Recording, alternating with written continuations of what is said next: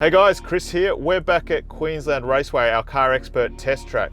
Today we've got the Golf R Final Edition in a pretty cool looking blue colour. It's a 7-speed DSG gearbox and the 2-litre turbo engine with 213 kilowatts and 380 newton meters of torque. Pretty excited to see how this goes. Very similar to the S3 Audi we've already tested. But first, let's see how it performs 0 to 100 and then braking as well.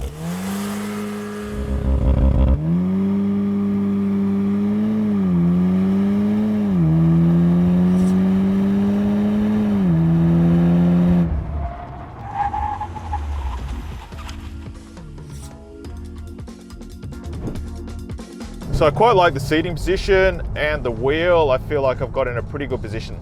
I probably would like to be angled a little bit further back, just a little bit further down and back in this car. I feel like I'm a little bit on top of it, but the wheels are nice size, visibility's good, no problems at all. Paddles have a good little bit of texture on the back as well, so easy to figure out where they are. Steering feels a little light, but reasonably precise. I maybe would like a quicker reaction to the steering when I get into the corner when I'm loaded. I've had a bit of trouble in the past with both the Audi and the Golf TCR with catching the brake pedal with my foot, so I'll keep an eye on that. I just noticed with these cars, the Golf, that it sits the throttle pedal quite a bit lower than the brake pedal, and I've got to consciously lift the foot off. So that's probably my biggest complaint with the interior. Not normally a problem, but just something that personally bothers me. All right, so let's start to build up some speed. It'll be interesting to see whether it can match the TCR and the S3, which we've already tested. Like I said, the steering's just lacking a bit of feedback, but reasonably stable in the corners. Ideally, I'd like a little bit more precision from the front end. Let's try these brakes out. Not bad. It'll be interesting to see after a couple of laps whether they're still holding in there. Traction off the corner is awesome. There's no issue there at all. They could handle a heap more power and torque. All right, so traction control's off. Everything's in sports mode. Let's see what sort of time this can do.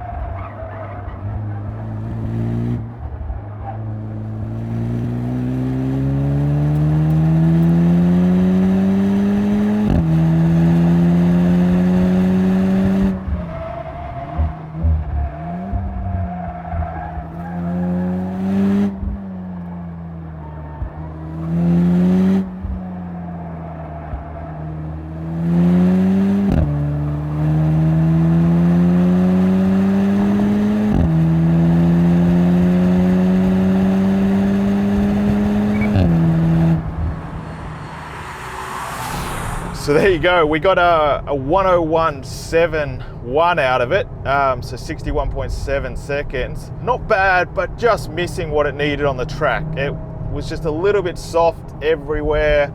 I had a bit of a moment in one of the laps into turn one where I just overcommitted and didn't have the reaction I needed.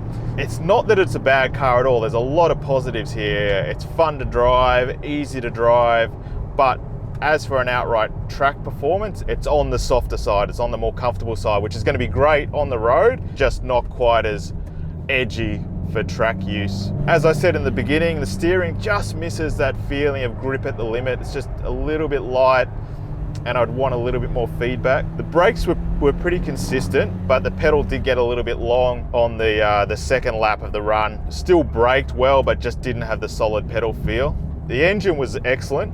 No problems at all there. Nice and drivable, nice smooth power band.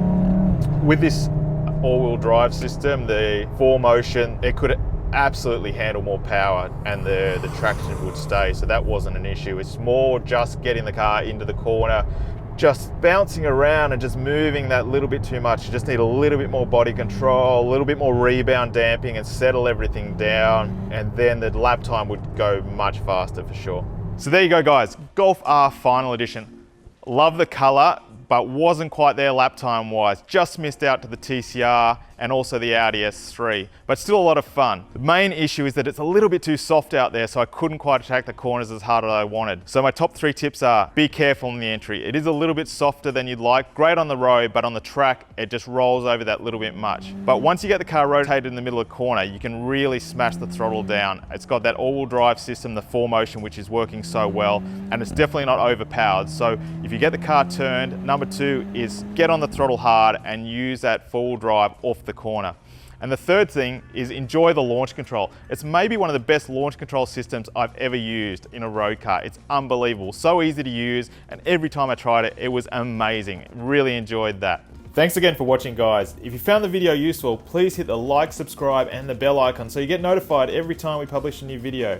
And if you have any questions or feedback, go ahead and leave them in the comment section below. Take care and I'll see you again next time.